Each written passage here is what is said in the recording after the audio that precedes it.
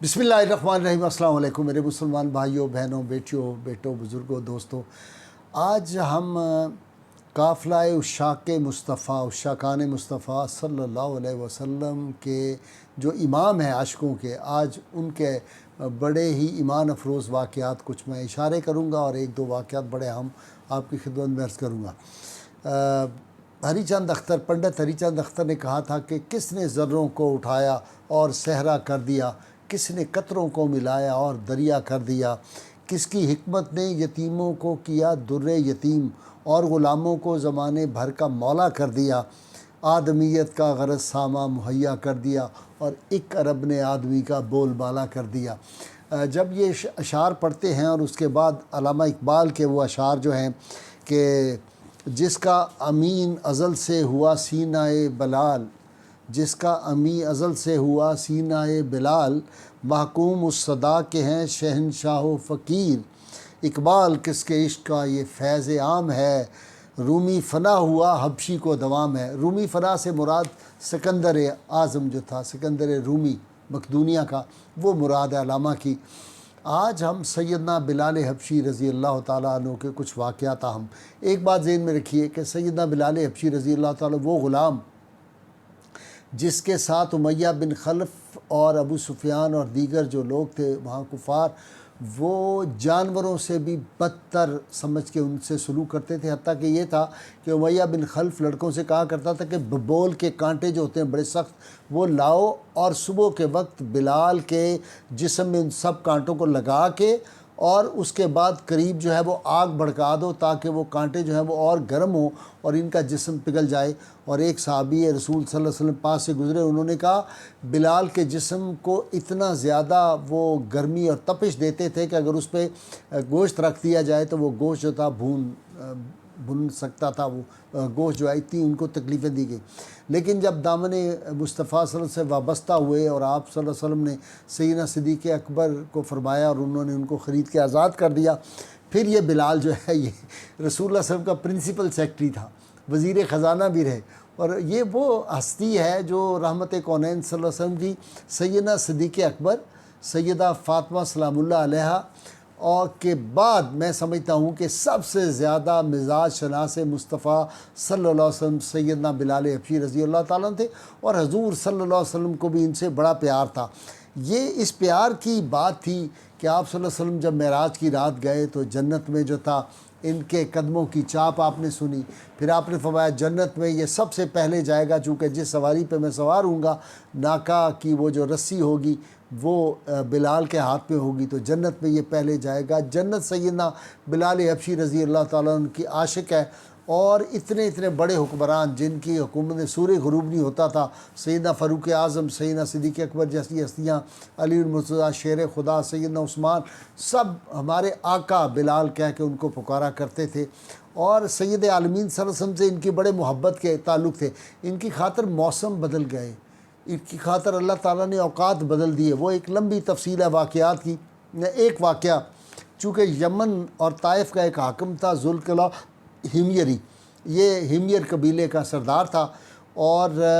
ये इतना बड़ा आदमी था कि 1 लाख लोग, जब ये मुसलमान नहीं हुआ था तो इसके लोग इसको आके सजदा किया करते थे, इतनी इसकी तकरीम और इज़्ज़त लोग करते थे।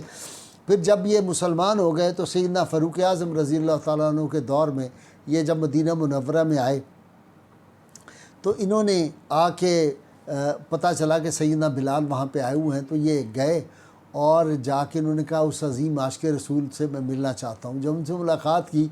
तो सैयदना बिलाल हबशी की खिदमत में ज़ुल्क़िला हिमयरी कहता है कि एक मेहरबानी आप मुझ पे करें। उन्होंने फरमाया कि बताओ। कहने लगे आप अपने पाँव जो है वो आगे करें, मैं आपके पाँव दबाना चाहता हूँ, जिसको हम कहते हैं पंजाबी, मैं मुट्ठियाँ भरना चाहना ताड़े पैरां। तो सैयदना बिलाल हबशी रज़ी अल्लाह ताला अन्हु की ये मोहब्बत का जो था आलिम था। इसलिए मैं कहा करता हूँ बिलाल की अज़ान, अहमद रज़ा का सलाम, बुसीरी का कलाम, ये कौन सा दुनिया का आशिक़ रसूल है सल्लल्लाहु अलैहि वसल्लम जिसको इससे वाक़फ़ियत नहीं है। और जब भी अज़ान पूरी दुनिया में हर वक्त अज़ान 24 घंटे ये आवाज़ किसी न किसी जगह अज़ान हो रही थी, एक जगह ख़त्म होती है दूसरी जगह शुरू हो जाती है, पूरी दुनिया में ये अज़ान घूमती है। تو جب اذان ہوتی ہے تو کلمہ گو کو فوری یاد آ جاتا ہے کہ یہ سنت بلالی ادا ہو رہی ہے۔ تو سیدنا بلال حبشی رضی اللہ تعالیٰ ہمارے جو ہے وہ قلب و ذہن میں ان کی جو قدر عزت اور ان سے ایک محبت کا ہمارا رشتہ ہے، کیوں نہ ہو، جس شخصیت کا ہر سانس جو تھا اس سے محبت رسول کی خوشبو آتی تھی، جس شخص کے زبان سے جو الفاظ نکلتے تھے وہ محبت رسول میں ہوتے تھے، جس کی نگاہ جو ہے وہ ہر وقت دیدار مصطفیٰ صلی اللہ علیہ وسلم کرتی رہتی تھی اور دید میں بھی اس کو حسرت دید رہتی تھی۔ اس لیے جب ایک دفعہ ان کا اپنی اہلیہ سے کسی بات پہ شکر رنجی ہوئی تو آپ صلی اللہ علیہ وسلم ان کے گھر تشریف لے گئے۔ آپ نے ان کی اہلیہ سے کہا بلال کو ناراض نہ کرنا، اس کو ناراض کیا اللہ ناراض ہو جائے گا۔ یہ اللہ کے اتنے محبوب تھے۔ سید عالمین صلی اللہ علیہ وسلم جب وصال پاک سے پہلے آپ کی طبیعت علیل ہوئی تو بلال حبشی اذان دے کے حضور کی خدمت میں گئے تو آپ صلی اللہ علیہ وسلم فرمایا بلال آج تو تم نے لاجواب اور کمال اذان دی ہے، تو آج تو وہ جو ہے مجھے اس قدر راحت ہوئی ہے تمہاری اذان سن کے۔ تو یہ جو محبت رسول کی لئے دل نوازی بلال کے سینے سے نکلتی تھی نا، اس کا کوئی جواب نہیں۔ رسول اللہ صلی اللہ علیہ وسلم کے وصال پاک سے 2 روز پہلے حضور صلی اللہ علیہ وسلم کو بہت زیادہ نکاہت تھی، تو سیدنا بلال حبشی کا شانہ پاک سے آپ صلی اللہ علیہ وسلم کو سہارا دے کر آپ صلی اللہ علیہ وسلم نے ان کے کندھوں پہ اپنا دست اقدس رکھا ہوا تھا، تو ساتھ سہارا دے کے چل رہے تھے۔ تو حضور صلی اللہ علیہ وسلم کو وہ واقعہ یاد کرایا کہ بلال جب تم آئے تھے میرے پاس پہلے دن اسلام قبول کرنے کے لیے، تو بلال جو تھے وہ بہت زخمی اور بہت نحیف حالت میں تھے، تو رسول اللہ صلی اللہ علیہ وسلم نے ان کو سہارا دیا تھا۔ تو آج تم مجھے سہارا دے رہے ہو۔ تو سیدنا بلال حبشی نے عرض کیا کہ یا رسول اللہ صلی اللہ علیہ وسلم یہ 22 برس پہلے کی بات ہے۔ تو آپ صلی اللہ علیہ وسلم نے ارشاد فرمایا بلال یار ایسے نہیں لگتا، یہ تو کل کی بات ہے، آپ دیدہ ہو گئے اس پہ، یہ تو کل کی بات لگتی ہے کہ کل تم میرے پاس آئے تھے۔ تو سیدنا بلال حبشی رضی اللہ تعالیٰ عنہ جب حضور صلی اللہ علیہ وسلم کے یہ ایسے عاشق تھے، جب بہت زیادہ آپ کی طبیعت میں نکاہت ہوئی نا، تو انہوں نے دیکھا کہ حضور صلی اللہ علیہ وسلم تو آج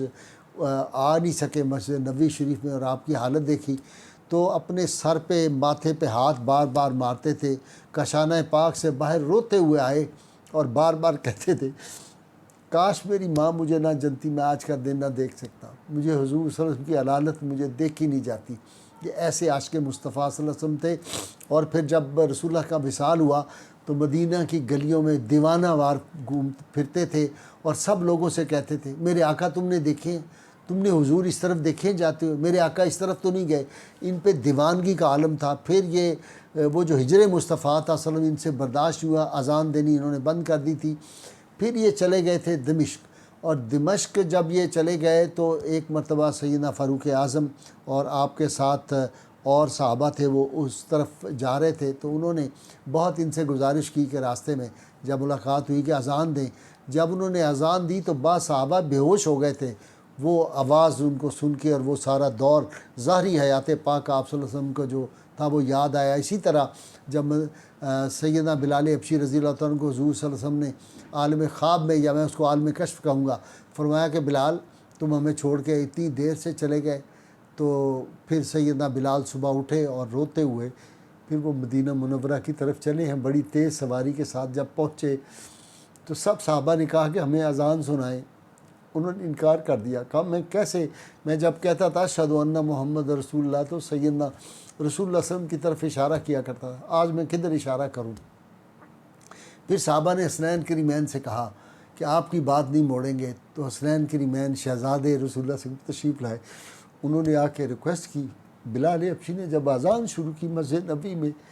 تو مدینہ کے بچے عورتیں چھتوں پہ چڑھ گئے، اور ایسی آواز سریلی تھی،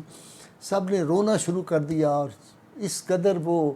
گریہ لوگوں پہ طاری ہوا، اور وہ دور ان کو لگا کہ حضور صلی اللہ علیہ وسلم اپنی ظاہری حیات میں جیسے تھے وہی پھر آج تشریف لے آئے ہیں بلال حبشی کی یہ اذان۔ تو یہ وہ ہستی پاک ہے، اسی لیے علامہ اقبال جو تھے وہ بلال کو جب یاد کرتے تھے تو وہ کہتے تھے اذانیں تو اب ہم بھی دیتے ہیں، لیکن علامہ نے کہا رہ گئی رسم اذاں روح بلالی نہ رہی، اور فلسفہ رہ گیا تلقین غزالی نہ رہی۔